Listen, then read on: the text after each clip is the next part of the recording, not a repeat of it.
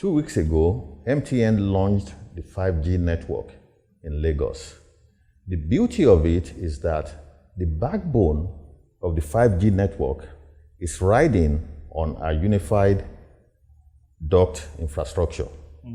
Now, the 5G network is faster than 4G, and it will allow people to connect at a faster speed.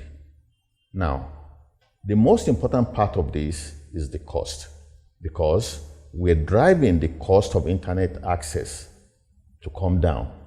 And surprisingly, the cost of 5G is at the same level with 4G, which means you can pump more data through the network than the conventional 4G. And with our unified infrastructure serving as the backbone is a big plus for this government, with the governor providing the enabling environment to make sure that telecoms can take advantage of this infrastructure without all of them having to build, ask for permit, pay for permits and so on. All they need to do is just talk to the concessionaire and obtain the necessary permit and whatever is needed for them to take advantage of this 5G network. And the citizens will benefit a great deal from this. And I'm so glad, because I've been working on 5G in my house for the past 2 weeks, and I truly enjoy the internet fidelity, and I hope that other telecoms will take advantage of this unified duct and provide a faster internet access to our people. Very interesting developments indeed. I mean, when you talk of 5G, but 5G is within the mix of connectivity options that the unified fiber infrastructure will be providing.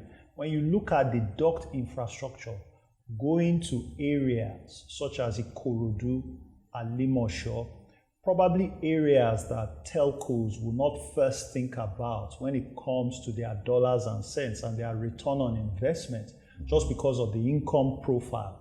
Now, with the duct infrastructure, these companies can deploy their services to these areas because they have been de-risked, and they have their infrastructure costs will come down just because we are spreading that duct infrastructure across the city. And so this spells, or this promises, a better connectivity environment in Lagos that will support education, better health outcomes, and all around better internet connectivity for the citizens. So it's truly game-changing what Lagos State is doing in this sector. It is. If you look at our investments, in education, look at the 2 new universities. We were touring we taught the Lagos State, the new University of Technology, and the students asked for internet connection. Mm-hmm. Immediately, the governor was able to deliver, to tell them that, yes, you're going to have it because of this unified duct. Mm. We've networked all the major universities in Lagos State. And we're going to network all the schools, all the hospitals, markets. So this is going to be a game changer. And as we can see, Nigeria has the lowest cost of broadband access. Right. So this will provide access to just about anyone, and most importantly, will bridge the digital divide in our communities. Absolutely, sir. And we are well within NCC's goal and objective of having 75% to 80% broadband connectivity across Nigeria. This particular project speaks to that objective because we are deepening connectivity levels within Lagos, both within the city center and other suburban areas within Lagos. We think that this is going to be game-changing for different sectors. I mean, when you look at if young kids are able to connect to the internet, what does that spell for learning in school and even at home? You do know the recent COVID-19 pandemic has changed the way we work. and that the need for robust internet connectivity is now not a luxury but a utility. And so Lagos State is doing its very part to really drive this connectivity story and really deepen that implementation in Lagos. Very important, because the governor promised 3,000 kilometers of fiber in the first deployment, and then an additional 3,000. We're close to that 3,000 mark, and we're reaching just about everywhere, and that will continue. This connectivity is driving a lot of things. You look at the CCTV cameras, our data center, and also different data centers around the state. We're seeing a growth in the number of data centers. So if potential investors, foreign investors, if they have the confidence of establishing these data centers here in Lagos, it's saying a lot about our governance structure, which means we're business friendly. And we're not only sensitive to the needs of the corporations, we're also extending this to the technopreneurs. And I want you to let us know, what impact, we've been making over the past few years, and looking forward, are we going to increase the number of unicorns in Lagos? That's definitely our hope. The governor has been so gracious to really involve himself within the technology ecosystem, especially the startup community. If you look at the past 24 months, Lagos State has been directly involved in supporting startups, both materially and with network connections to various sectors. In the past 2 years, Lagos State has supported over 45 startups, right, with grant funding in different sectors when it comes to agri-tech, fintech, construction tech, circular economy. And some of these entrepreneurs have gone on to raise more money in the private VC markets, right? Lagos State has provided a number of them the initial runway to build their products and make them ready for prime time. And some of these startups have also created jobs through the grant funding that we've been able to give them. So Lagos State has been directly involved in driving this startup ecosystem. One of the things that we're also doing is that we realize that for startups to grow, for the number to increase, we need to give them an enabling environment. So one of the things that we've been doing is working with the federal government on the composition of the startup bill, as well as localizing the startup bill for Lagos. Because let me tell you, sir, 88%, almost 90% of private capital investment into startup comes into Lagos. And so it's very important that that enabling environment exists to be able to continue that growth trajectory for the startups and to deliver on jobs and economic value for the citizens. It is only if we are able to create that enabling environment that we can see these things happen. And so we've been on the road to localizing the startup bill. In fact, we're going to be having a stakeholder session pretty soon to show the ecosystem and for them to input on some of the things they would like to see going forward. Not only that, we are thinking strategically about the next 10, 15, 30 years for the ecosystem in Lagos. And that is why the governor and this administration has focused on Yaba, most especially. As we all know, Yaba has the highest concentration of startups in Lagos. It's where this ecosystem started. It's where it was given birth to. One of the things Lagos is doing over the next couple of years is formulating the plan and implementing a technology zone and a hub for startups in Lagos. And that technology park or zone will be called KITE at Yaba. KITE stands for Knowledge, Innovation, Technology, and Entrepreneurship. Right, so imagine all of that in a zone that is enabled, that is empowered. Think of the number of unicorns that we can create out of that zone.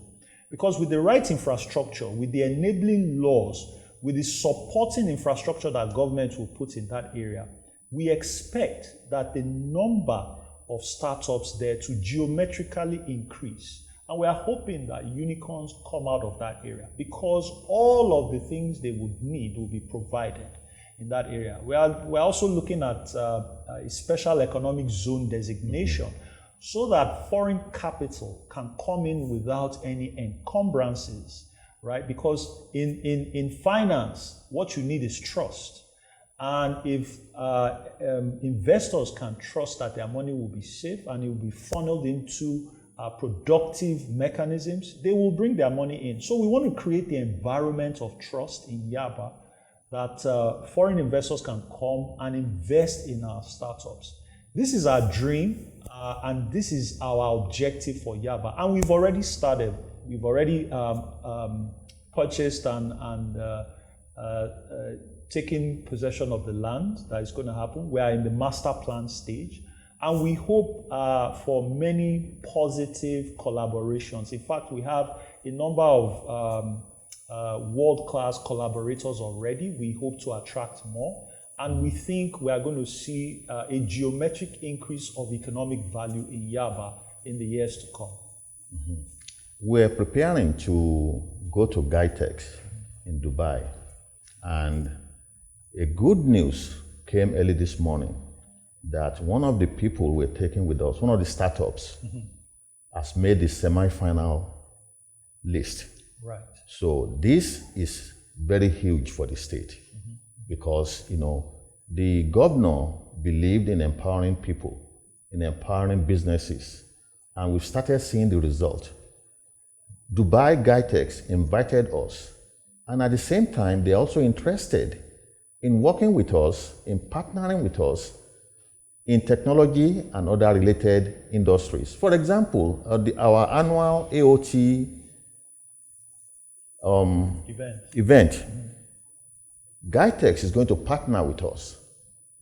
They've never done this in Africa. This is the first time.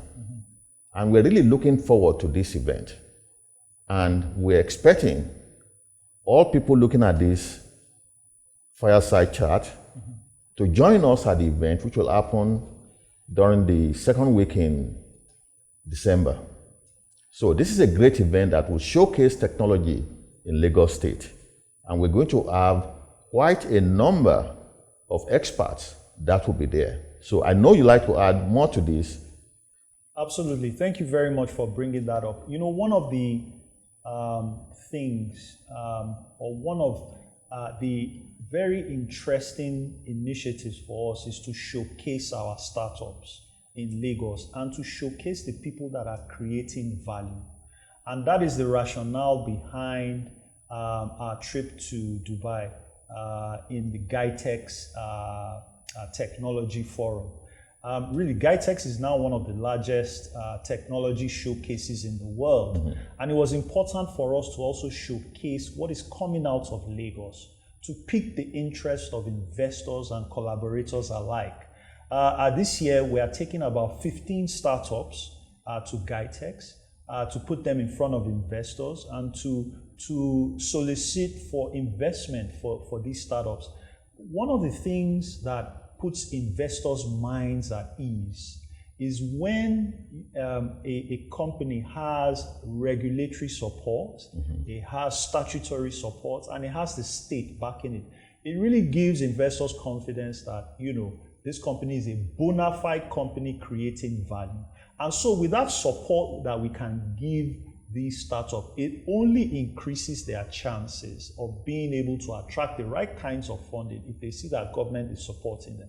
So that's the rationale behind that. And we thank the governor immensely because he believes strongly in this showcase.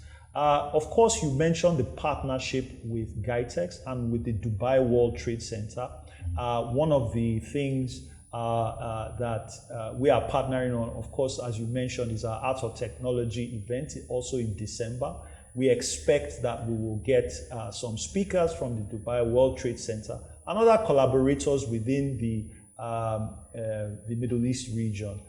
It's a strong focus for the Middle East now, a strong focus for them into Nigeria and Lagos. And we hope to bring out mutually beneficial relationships and partnerships that will drive value in both regions.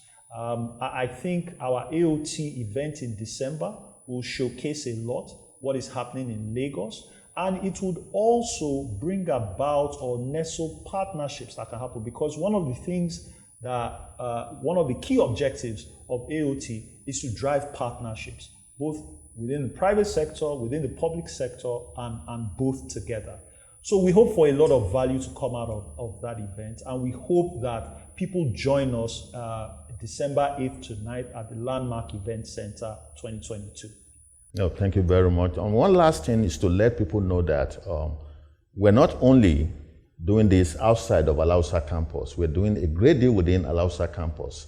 You know, over the year, we've rolled out the Lagos ID card, the identity card for LASRA, the Lagos Ride, which will allow people to book taxi rides, you know, anywhere within the state. We also have the multimodal transport system, whereby you only pay once and you can use your car to ride on any transport system, you know, powered by the Lagos state government. There are so many other initiatives.